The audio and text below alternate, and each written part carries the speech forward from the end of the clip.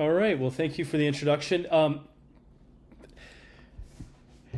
I feel like a disembodied head where I can't see any of you. I don't know what you look like. I also don't know what happened on the first day of the conference. So I'm hoping I hit the mark somewhat and I'm not retreading old ground.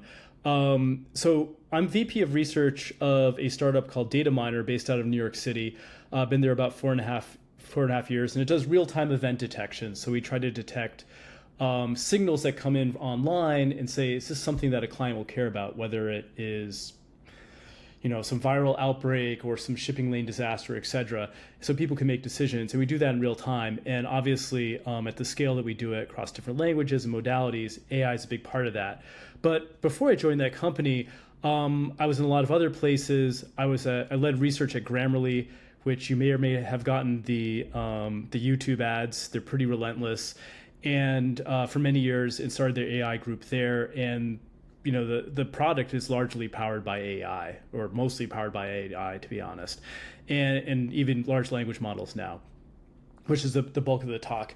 And it was also an educational testing service that they're the ones that have made the TOEFL and the GRE. So if you took those exams, you're welcome. I worked on the automatic scoring for those things.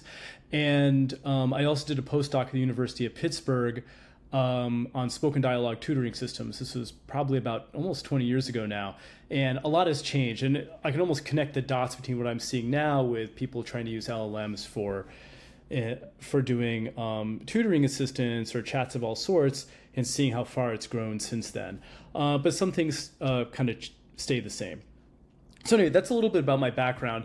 When I talked to Robert, we came up with a laundry list of things to talk about. And when I was making these slides, I was like, let me try to check them off. And as I made it, I was like, all right, this deck is going to get pretty large. And so I may skip through some parts that I have on there just for the sake of time. I'm going to be looking at the clock there.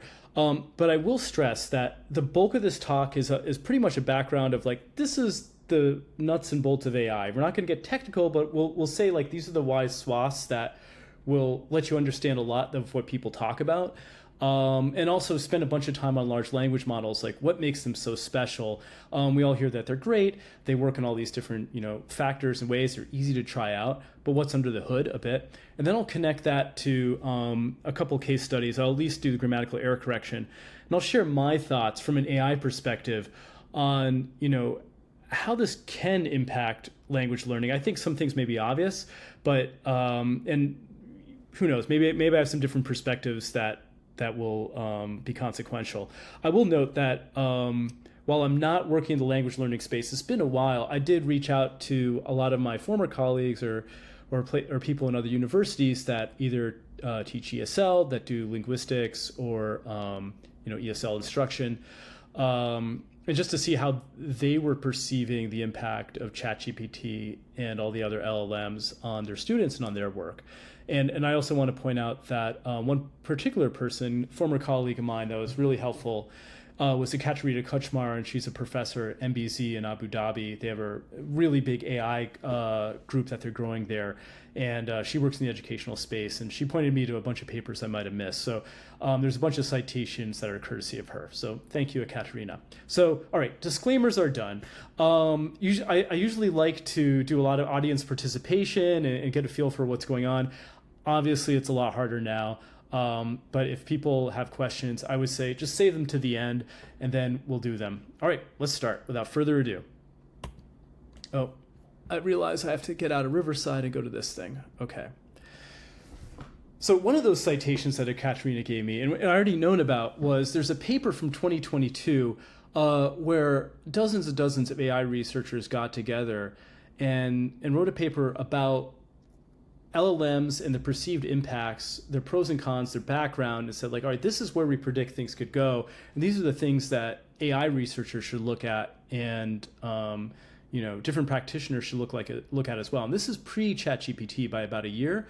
But the thing is, ChatGPT, that kind of model, had been around in sort of either smaller forms publicly for about 2 or 3 years, or privately in other large tech companies such as Google or Meta. They just were a little skittish about releasing it because sometimes these things go off the rails.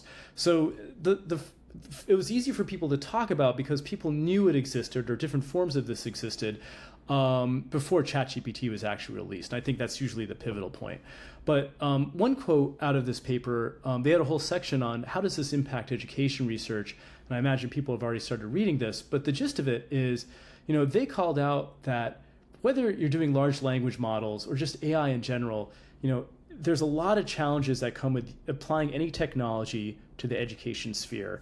And whether it's ethical, data bias, legal constraints, digital socialization, and they really caution people to think about these things deeply and not just roll them out. And this is a thing that, when ChatGPT came out about a year later, and then its CEO and other leadership were saying like, all right, this is going to revolutionize X, Y, and Z. They were pouring on the hype. In a lot of ways it is, but I think what it really did was frustrate, at least talking to my colleagues in the US, frustrate a lot of people in the US about we had no time to prepare for this. How do we adjust for this? And it's caused a lot of silos and balkanization of different universities or different schools or even different individuals trying things out and probably wasting a lot of effort too. But they claim to revolutionize education, but they never really backed up how or why. And I think the proof is still in the pudding. To give a little bit of my talk away. So here's what I'm going to do in this presentation.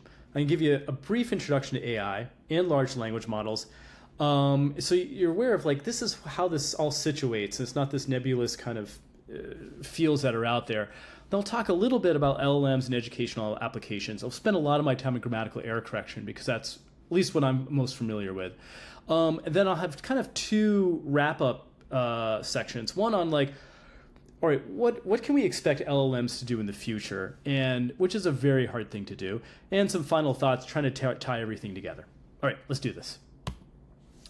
So I don't know if people perceive LLMs as chaotic or not, but everybody I've talked to over here has usually said, this is really cool, but it's disrupting my life in X, Y, and Z way, and I'm not sure how this nets out.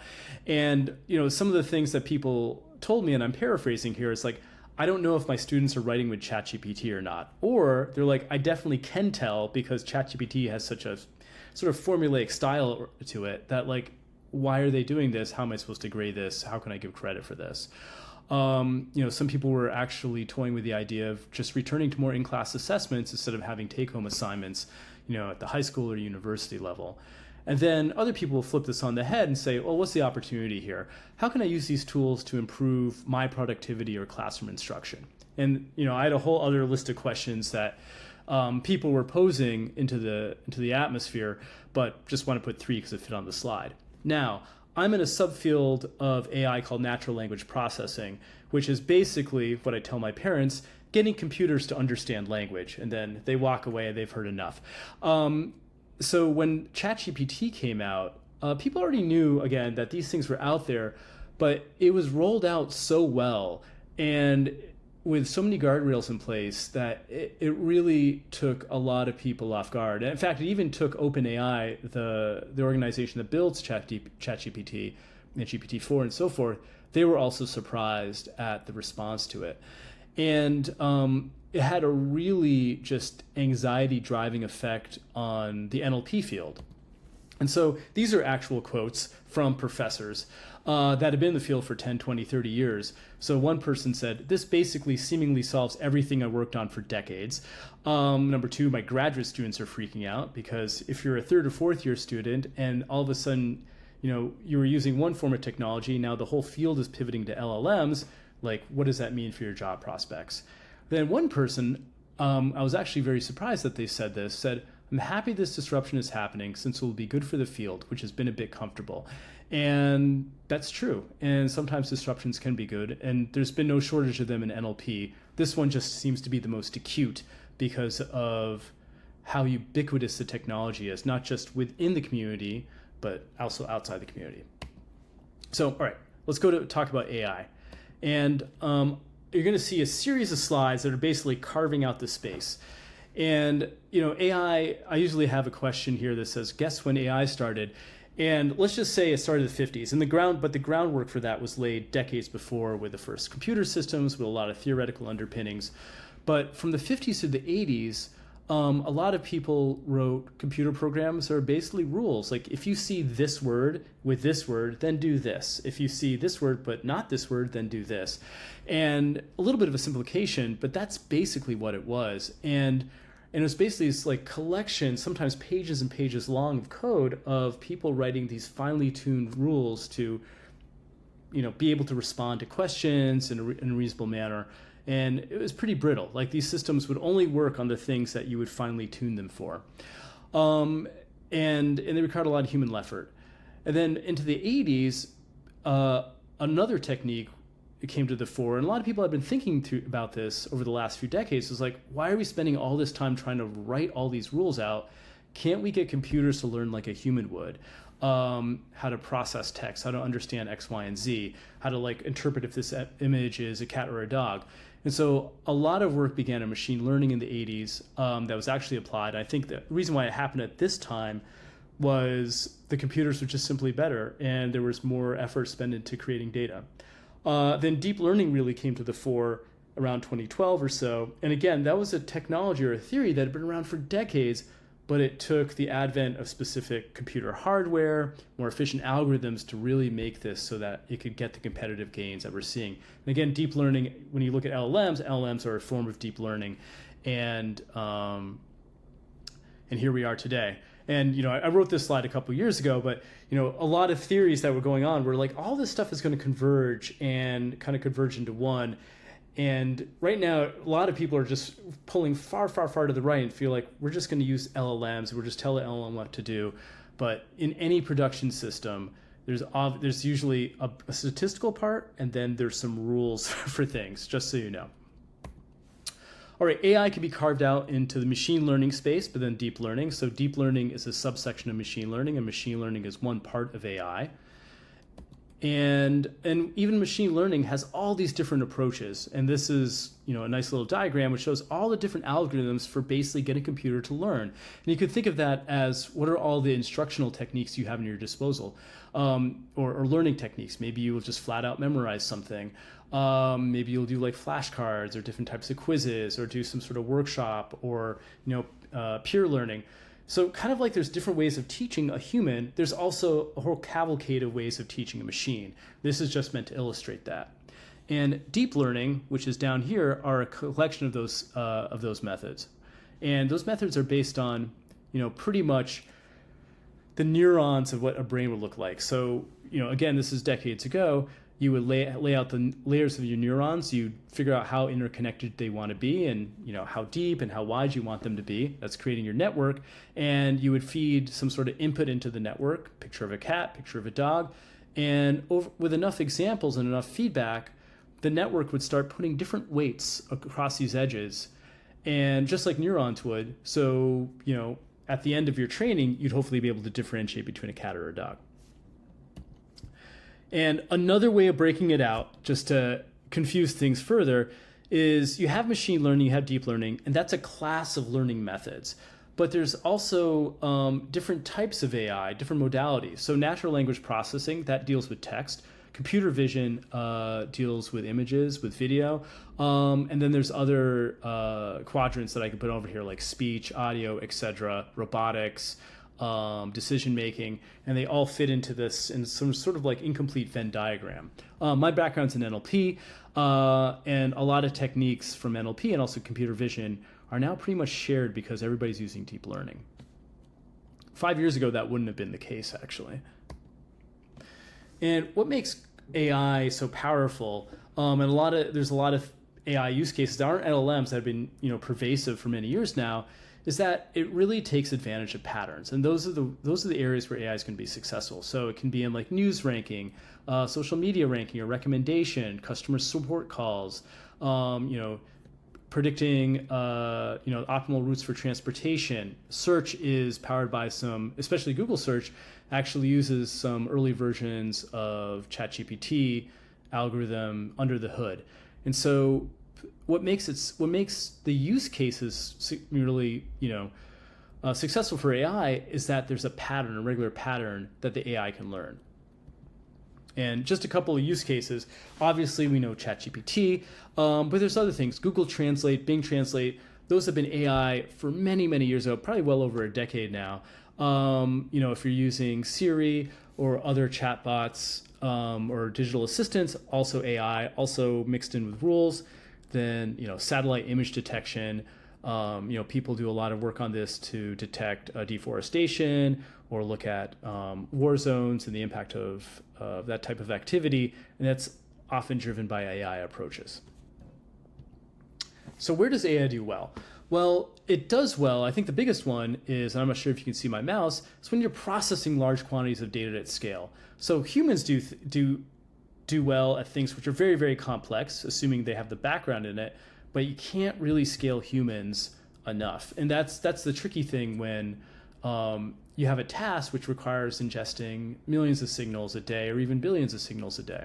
You can't hire enough people to do that, so you need to do some sort of intelligent automation. Another thing that AI does well is it generally processes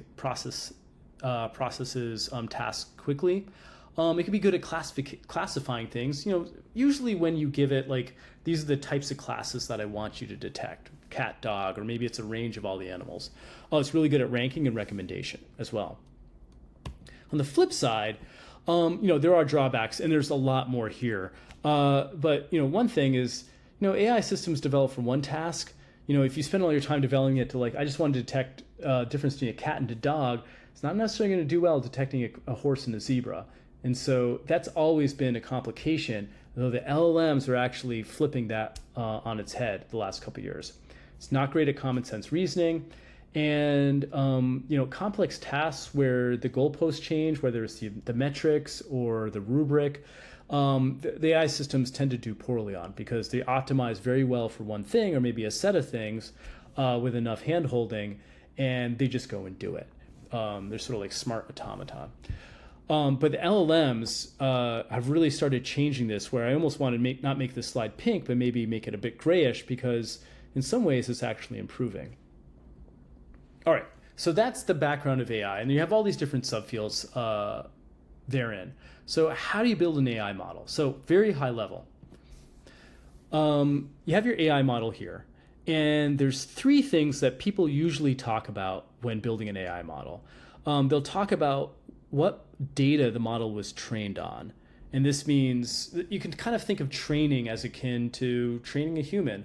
Like if you went to a baseball game and you had a friend who had never been to a baseball game before, you might say, all right, that's what just happened with that hit, and here's what that person's doing. And you just give them feedback every step of the way and explain, like, oh, this is why that, the score is this.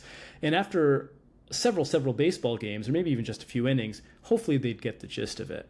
It's the same thing with a computer system. There's all these different ways of teaching, but you need the data there and the examples for it to learn well, and specifically one form of learning. Another thing is the compute. So these models, you train them on computers. Some of them you can train on your laptop. But some of them you need like a server farm. And when people talk about the cloud and server farms and AWS and terms like that, a lot of that is often used for AI because especially the larger models require really specialized chips to do the complex mathematics of the neurons, especially when that neuron space is very, very, very large. The other thing folks will talk about are the scientists and engineers who know how to build the algorithms that are in the AI model, and also do the training effectively and deploy them at scale. So it's one thing to have a model, but then you have to put it on a computer somewhere so people can access it. So something like ChatGPT, sits on a server, or actually a collection of servers in the cloud, and people just hit it. But because it has, I think it's like hundreds of millions of users or something like that, it gets a lot of calls a day, obviously. And because it's such a heavy model, I think it's in the millions of what it costs to host a day, basically. But when you read a lot of AI magazines, people usually talk about the algorithm, like, oh, they're using this algorithm, or this algorithm changed in this way. And they may talk about the scientists. Don't often talk about the data, even though a lot of work goes into making really good data that fuels these algorithms. And oftentimes, if you get your data right, you don't need the most complex model in the world. You might be able to use maybe a dumber one, maybe one from 2 years ago, and actually achieve a very similar performance. Another thing that people don't talk about are the experts. So, I work at this company that does real-time event detection, and we also have subject matter experts, former journalists, State Department officials, people who have worked in all different corners of the world, have different language backgrounds, have different sort of specialties, so they can see a message or some sort of information that comes in and be able to reason about it. And they work hand in hand with computer systems. And the same thing goes with any other company that's using AI. There's often experts who work with the scientists to develop a better AI model or help out with the data curation. So in this case, in language learners, I think the experts would actually be language learner instructors, linguists, etc. So how do they learn? So I've kind of been abstractly talking about, well, there's different types of AI models, there's different algorithms, call that different architectures. And the way to think about this is think about them as car engines. And if you don't know anything about car engines, this is the worst metaphor ever. But there's all different sizes of car engines. Car engines that will work well for very small cars, ones that will work well on very, very large trucks, one that are built for power, one that are built for longevity, one that requires very special fuel. You can think of that as akin to data. And so when people are building a car, whether it's a massive car company, they may be considering, well, the efficiency, who the client's going to be, the user is, who's going to be the driver, what are the use cases. You're going to want a powerful engine if this is going to be something that's lugging around things all over the wilderness versus an engine that's going to be used for a car that's basically commuting 15 miles a day. And it's those same considerations that basically come into play when you're a research scientist trying to build an application with these models. There's a wide array of algorithms you can use and architectures. A good practitioner knows which one to use when, just like a good car designer will say, like, this is the engine we want to build or use for this type of car in this type of use case. And so these are pictures of engines just to illustrate, these are actually different deep learning algorithms over the years. So we had convolutional neural networks. This is the algorithm, graphical description. This is very popular for computer vision almost 10 years ago now. Then there was recurrent neural networks, a different form of neural network, and those eventually morphed into transformers, which was about 7 or 6 years ago was introduced. And that algorithm from 7 or 6 years ago basically is the backbone for LLMs. So that the overall algorithm is more or less the same, or the spirit of it. So just to give you a flavor, the LLMs aren't doing something completely novel. They're building on what's been there before, and pretty much it's transformers on steroids. Now, those are different architectures. I keep coming back to the importance of data. I'll do that later in the talk as well. And imagine you're building an AI model which just wants to do grammatical error correction, but even just simple ones. Just tell me if this sentence has a grammatical error or not. So what you would do is you would pick out an AI model, but then you would also collect data and say, I need lots of examples of where they're correct and lots of examples where they're incorrect. So he is fond of cats, have a label of correct. You send that to the model and it's like, okay, it'll start figuring out like which words are like the important words here, which ones look different than other sentences I've seen that are correct or incorrect. And you give it another example, but then you should also give it incorrect examples. He is fond for cats. So the model will remember like, all right, I've seen fond of cats before. I'm oversimplifying, but generally this is how it works. And we'll notice that fond for cats is different. And we'll start knowing to wait, hey, maybe this preposition, I need to watch out for that. Or I am work harder than before. We have the verb error here. We have the confused word error here. And so, this is just 4 errors. It's not going to learn a lot from that. But if you do thousands, maybe even millions of this, then you can start, seeing a lot of patterns. And this is where the models will succeed. The trick is getting that much data often takes a lot of labor as well. So basically what I just said. So I had this slide with Google Translate on it, and I remember reading a paper from Microsoft, and they have Bing Translate, and very similar team, very similar approach.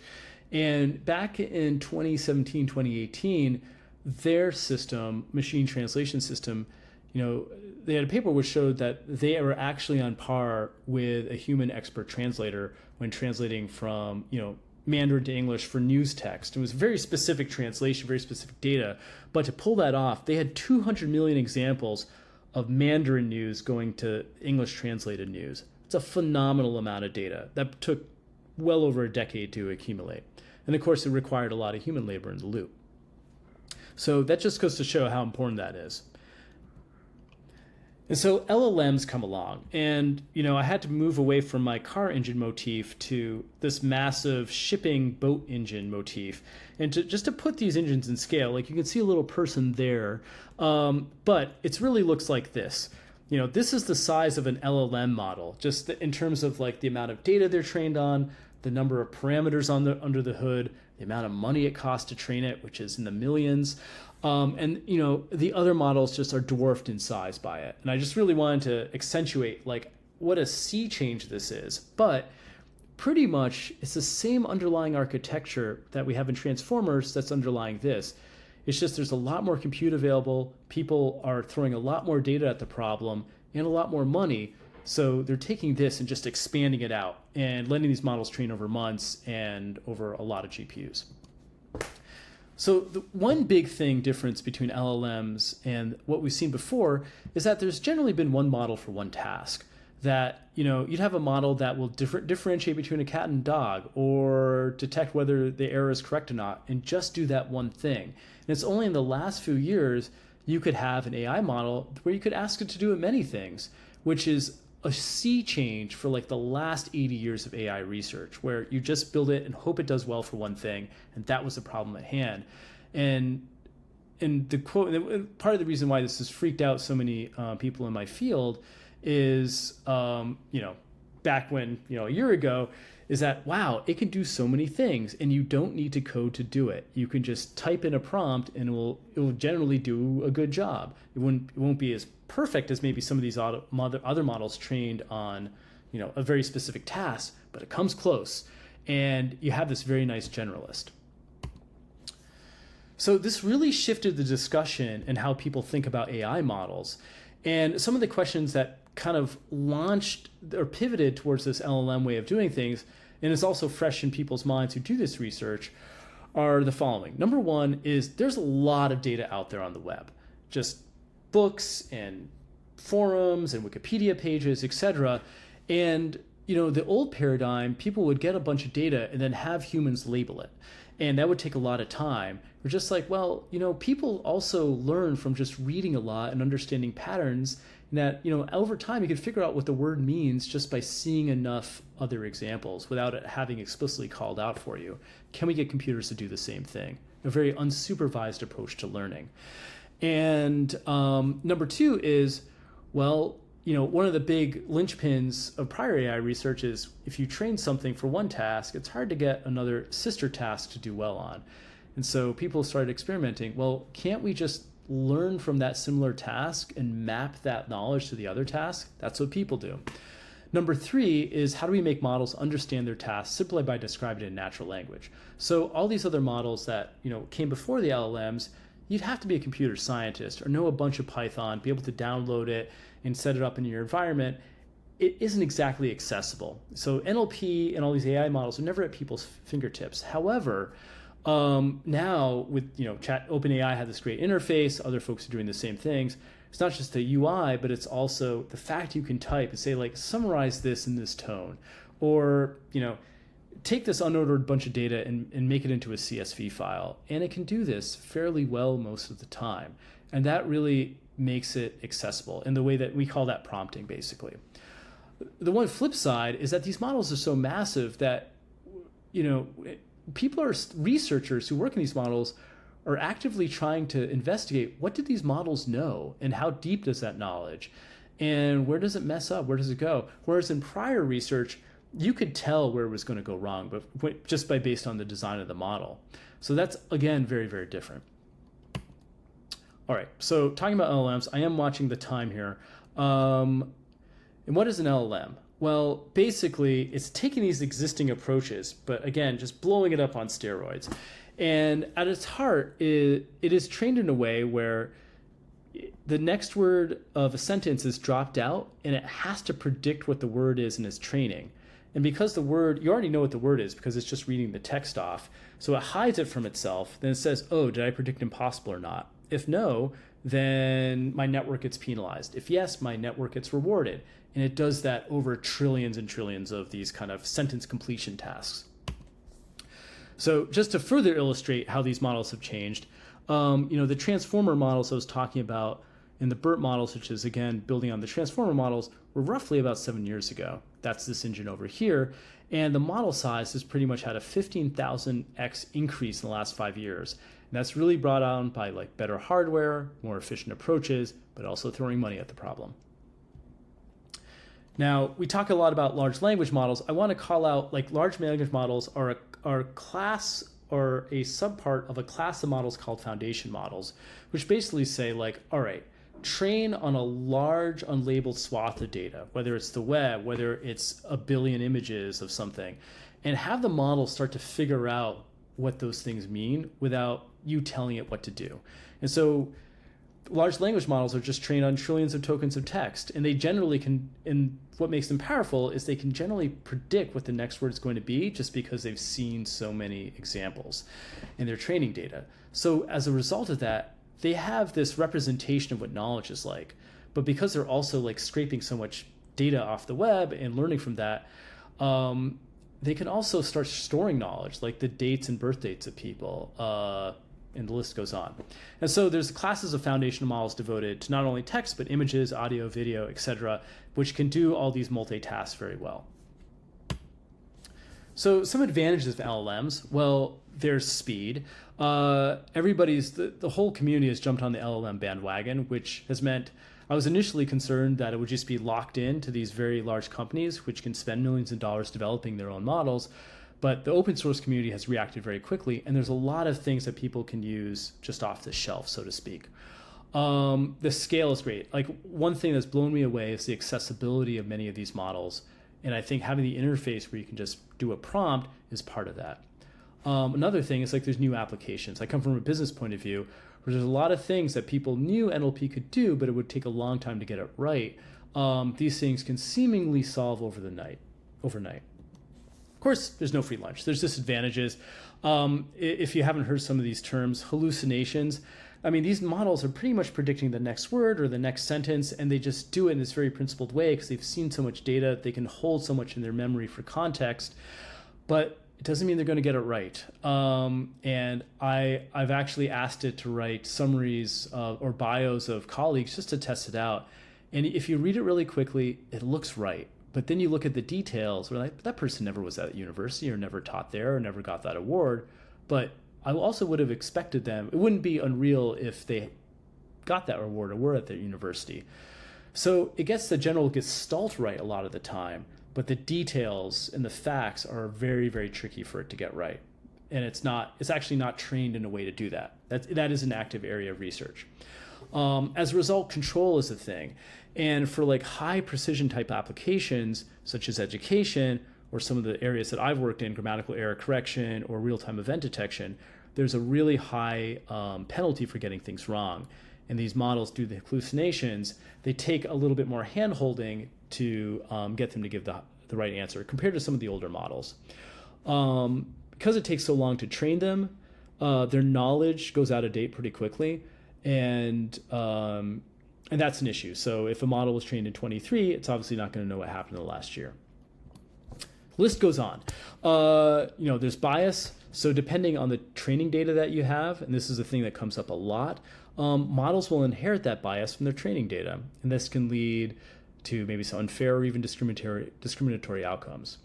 Another thing people are concerned about is data security. So if you're interacting with OpenAI or ChatGPT or any of them, they can look at your data depending on what privacy rights you have. They may be training on your data and training on your feedback. So that's something to keep in mind, especially when developing educational applications. Then finally, compute. These LLMs are dependent on some of the most expensive and rare chips in the world. And so you can imagine if everybody's doing it large language models, that can become a point of contention in developing them. And they eat up lots of power. Now, I want to go through this quickly. This is as technical as I'm going to get. But in the old paradigm, pre-LLM, a lot of work was around this kind of supervised learning. Just here's an example of something that's good. Here's an example of something that's bad. Let's shove it to the system. Each example has a label on it, and the system can figure out, based on the label, what are the aspects of that word or that image that I need to zone in on to make a good prediction. LLMs, it's slightly different. The biggest phase is actually the pre-training. So the first thing is you gather that large data set off the web, it can be billions or even trillions of words or tokens, and then you do this thing where you do this next token prediction. With each sentence that comes in, you maybe pick out a few words and try to say like, all right, what's the next word after the boy went to the? And there's a lot of different options. And there you may have like a set of probabilities associated with them. Maybe 40% of the time it's playground, 15% of the time it's park. And what the system's going to do over time is adjust these probabilities each time it sees a similar sentence or context. And it does that over many different context window sizes, over like the entire vocabulary. So it starts learning very detailed representations of what could happen next based on something that happened two sentences or even 2 paragraphs ago. And that's why we can see ChatGPT or other LLMs be able to actually keep a coherent narrative, because they're just trained on so much data in this very, very large window. It's not just five words. So that's basically how it works. This costs millions of dollars to do over time. But the general way of thinking about things is, well, I keep going to the steroid motif, is that the larger data set you have and the more parameters, the more accurate these numbers will be, the more accurate your generation will be when you ask it to do something. Number 2 is, well, that's great, Joel, but how do you get it to chat with me? You can go back and forth. And so the other thing that OpenAI did with ChatGPT was you take that pre-training data set, but then you further tune it up in that supervised manner. So what they did was took about 100,000 examples, 50 to 100,000 examples, and they went and labeled a data set of chats. So where a human would chat with the system, the human would pretend to be the system, and all sorts of chats about your day, about asking it to do summaries, about all these different tasks. And the system could learn from these chats, where sometimes would be minutes and minutes, or even an hour long, I believe, and just figure out like what are good examples of interactions with a human. Like what are in the system would get feedback on like, this is a good example, this is a bad example, much like the old paradigm. And that's when you chat with it, it doesn't go off the rails that much compared to some of the older versions of this, which is really, really powerful.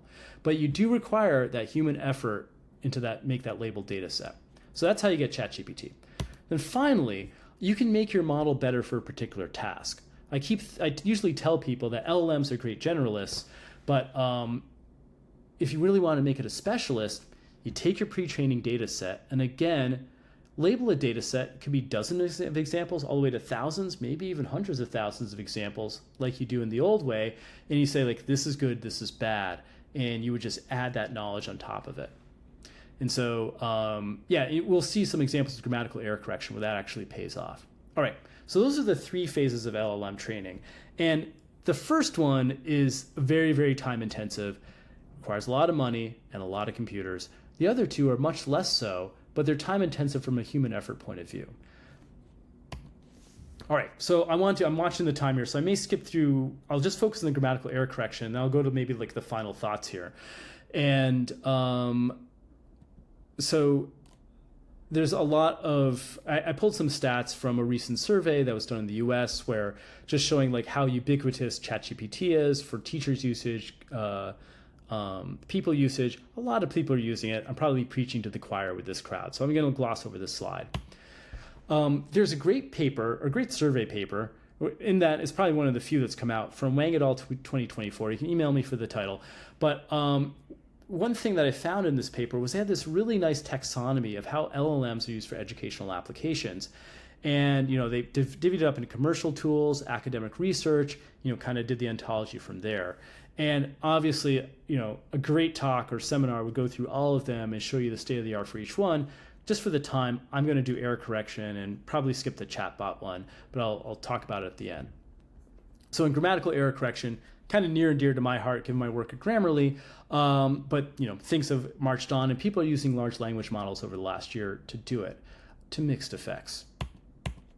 So just as a recap, grammatical error correction is, can you get an AI model to take a sentence that may or may not have errors and actually correct it? So if a sentence has no errors, you don't want it to make errors. And if it does have errors, you want it to correct those errors. In this case, this example is from the first paper to use deep learning for grammatical error correction. Kidnaps goes to kidnappings, family goes to families. So in the beginning, people were doing expert systems. Everything were a bunch of rules and pattern based. So the very, very early grammar checkers, predates even MS Word, were looking at like part of speech tags, like is this a determiner, preposition, noun, plural noun, etc. And so to do noun number error detection, which is you want to look for cases where you have like a singular noun with a plural, singular determiner with a plural noun, or the A with houses, you would actually make a pattern that says, look for the letter A when it's a determiner and look for a plural noun, and NNS stands for plural noun. And so then you would actually check or catch all these A houses. However, that works up to a point, because you could have a pattern that's like A plural noun, singular noun, a systems analyst, and your little rule would actually get it wrong because it didn't see analyst here. So you'd have to build in that corner case. And so the early grammar systems were basically linguists and other folks just writing piles and piles of rules in all these exception cases. You can imagine that gets pretty brittle.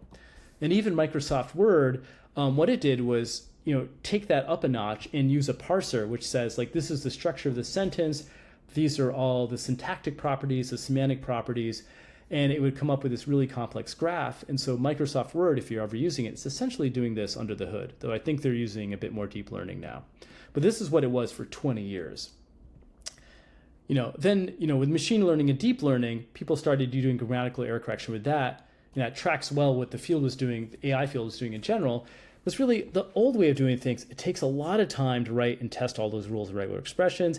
You don't cover all the errors, and it's really not great for usage errors where the context can really change whether it's correct or not, such as determiners and prepositions. So people started experimenting with more of these statistical approaches. And again, these pre-LLM approaches, you had to make a data set, which was really hard because learner data was really hard to come from. So it took many years. I was also part of that effort in just collecting enough labeled data to do something foundational. So I'm going to throw up some numbers here. For benchmarking LLMs, sort of the pre-LLM approaches, we have 2019 going up to 2022. On this one particular data set, which is a pretty big data set, which covers all different types of learner language and some native language over different domains, obviously, if you get 100%, that's fantastic. But 80, I think human performance is somewhere around here. But all these different systems were performing between, around mid-60s to close to 80. And that's getting close to human performance. And they're using models like transformers and some of like the lower level deep learning models. All right, now what happens when LLMs come along? That's an L, that's in yellow. So using GPT 3.5 just off the shelf, just using a very simple prompt, just like correct all the errors in this paragraph, it's actually quite poor. It's in the like maybe 32.3%, I think is the number, and all these things are in the 70s or 80s. Now, if you took Llama and they tried out the chat version of the Llama model, which is another open source, or it is one of the preeminent open source LLM models, but then you fine tune it on some grammatical error correction data. That was actually the third pillar that I had. That actually boosts the performance. So it's really approaching some of these models that are just finely tuned for doing grammatical error correction. And then there's a paper that came out last month, actually from my former Grammarly scientists, who said that if you took all these different LLMs that are out there and combined them in some sort of like decision-making agent where you do like a majority vote or whatever, you can inch over 80. But it just goes to show that a lot of people will claim, oh, LLMs do this X, Y, and Z better for all these different tasks. In many, many cases, it does. But for grammatical error correction, it doesn't do that much better than models that were out there about 2 years ago, which were sort of the baby versions of the LLMs. So that's something to keep in mind. And it's also something that I saw with essay scoring or automatic essay scoring, where the LLMs were a mixed bag. Like you had to put in some work to get it to be about on par with what was done before. In some cases, it would do a little better, but it wasn't this big sea change as we've seen in some other tasks. That may change, to be fair, but like seeing what I've seen now has been different. All right, I'm gonna just skip ahead for the time. The takeaways here, I guess I've gone over them. I did a little work on personalized tutors, gonna skip over that. I'll breeze through these slides a little bit, then I'll kind of finish up with the final thoughts. Some of the questions that Bob and I talked about, or that people might ask, well, where are these LLMs going? And if you go online and there's so many blogs, there's so many TED Talks about like, this is where it's going, this is where the future is in. And I almost want to go back over the last year and a half or a year or whatever since ChatGPT came out, because every week there's some so-called expert or some actually reasonable expert making a prediction and people, claw onto that. And I just want to count up how many times people are wrong, because the space has changed so much and it's changing so rapidly, which is very difficult for people who are trying to build applications in this space, to be fair. In my own opinion, which I'm free to admit I'm going to be wrong a month or 3 months or 6 months from now, is that things are kind of plateauing based on the activity that happened in a year. People are still working on it, but the gains are a bit smaller than they were compared to the previous year. And I usually liken this to punctuated equilibrium. So this is a theory that said, evolution of animals or organisms don't go in this nice linear fashion, but there's usually some part of chaos where things spike up and then things kind of calm, and then things spike up and there's a lot of change over. And those are the revolution things. And I've seen this happen with machine learning, with deep learning, and maybe the rate of change is different, but I feel like right now things are slowing down a bit, but there's probably gonna be another uptick sometime later. I don't know when it's gonna be. So some of the things that I think are gonna be big levers and influence the pace of change are the following. Computation. These computers require these very specialized hardwares. They're called GPUs. A100 chips are the big deal right now. And these models take thousands of them to train. And you can see someone was actually, people who work in this space were ruminating last fall about like, how much is like to do the next sea change, you're going to need an order of magnitude more of these machines. Are they even available just out in the world? That's a big thing. Another thing to think about is data. I love going back to this because people don't talk about this enough. And there have been some recent research works in the AI which have said, these models are already trained on like pretty much all the data that are out there. And a lot of the differentiation between the models is like who's putting in more effort to like get rid of the crappy data that isn't really going to help the model learn effectively. And so there's a lot of effort that goes into curating the data. But the overarching concern is that if you want to like get an even bigger model, you have to get even more data. Are humans actually producing enough of that content year over year? Specifically usable and high quality data. And there's this one paper which says that high quality language data may be exhausted by 2026, which is actually just around the corner. I feel like that is true for right now, but people always come up with different solutions. And I think this is the third solution. I should also mention that so much of the web is actually getting contaminated by LLM generated data that you have new large language models being trained on previous large language model content. So it's almost eating itself. And actually, I think it's more harmful because it really reduces the diversity that benefits these models. And again, the other thing that's going to change, and a lot of these things I have bulleted here are already happening, people are going to deal with larger context windows. So models aren't only looking at maybe 1,000 tokens or 2,000 tokens, but they can expand out to 20,000 tokens or even more, like a book size. Multimodal is a big thing that's already been rolled out with GPT-4 and other models.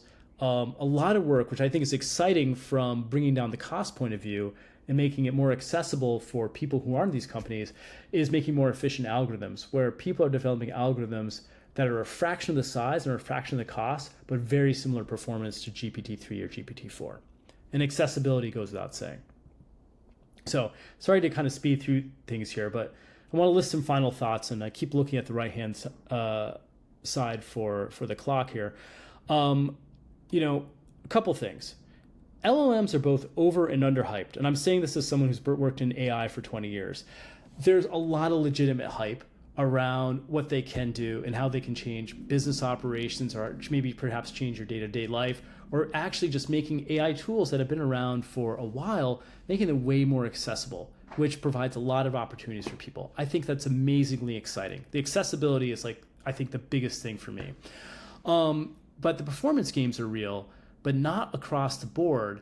And at least me doing, looking through past works over the last 2 years for specific use cases, whether they be chatbots, tutoring systems, grammatical error correction systems, I think the ease which someone can make one of these models has changed. However, the performance hasn't changed all that much.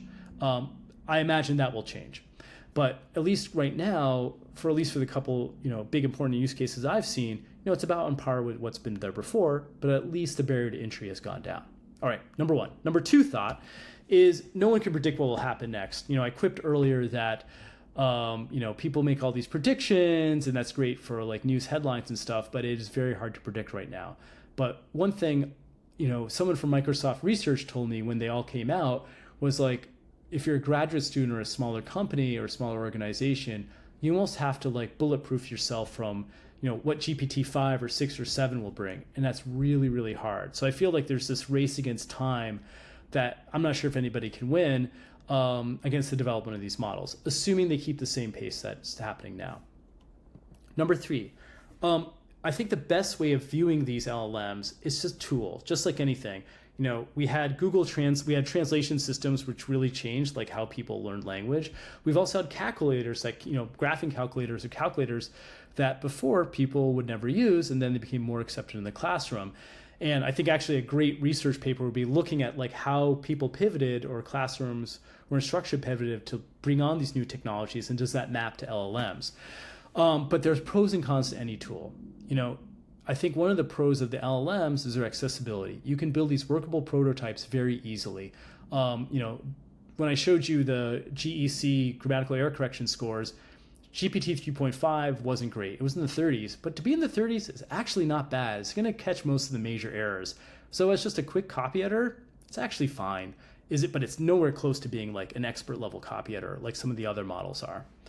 But from my work at ETS and dialogue systems and also Grammarly, you can't give false feedback. That really trips people up, whether you're a learner or an expert, and it defrays trust in the system. So the standards have to be high. And so I think whether you're a research scientist or a practitioner or an instructor trying to figure out how to use this in the classroom, it's really important to know where these models work well and don't work well. It's easy to show how it works well in a few examples, and be like, okay, this is really cool, or this is way more promising or scary than I thought it was. But when you start benchmarking on like 20, 1,000, 100,000, then you start seeing the corner cases when it can fail. I had all these different diagrams out before, and I set this up because I want to maybe talk through this quickly. All those LLM disadvantages mapped, all 6 of them pretty much mapped to education. The hallucination aspect, being able to control the output because you don't want to have like false outputs being made. Knowledge being stale. So if you're using these things in a historical application or using it to teach people how to debate or read the news, if you have something from 2023, it's not going to be time sensitive.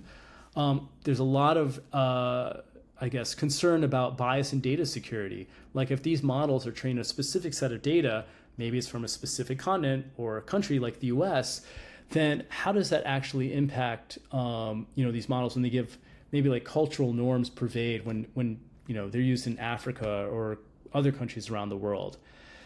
That's something to be contended with. And so these models just can't be used willy-nilly, just like maybe some of the people that build them will have you believe. And I'm saying that as some of the people that build them.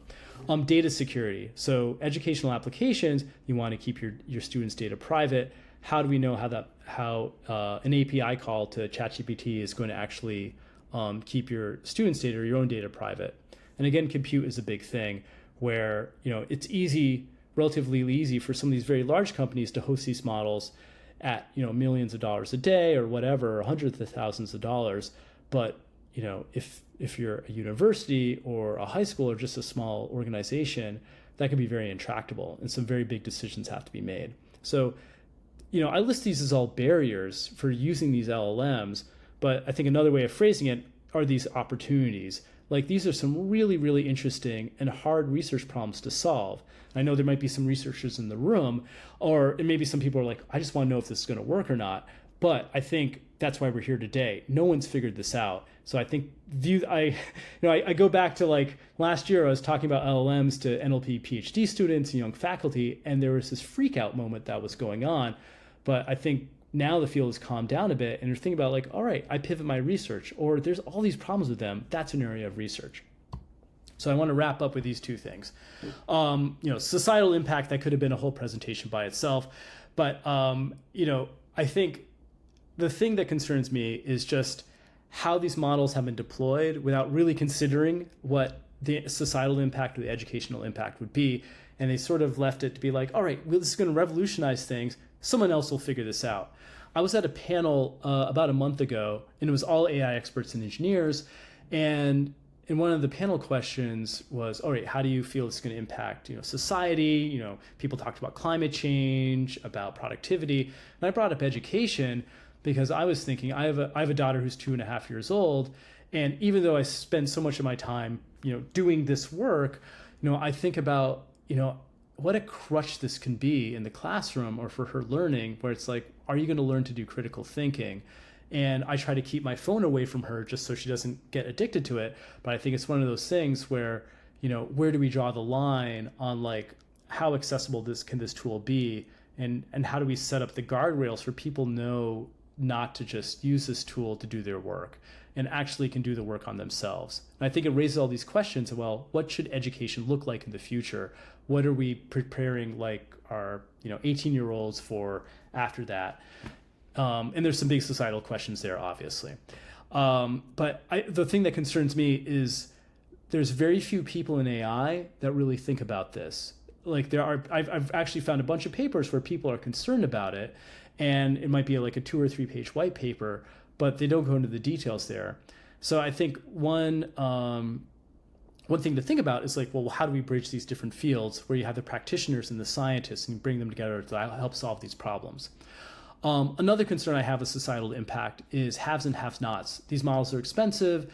They may be broken up by how much internet access you have.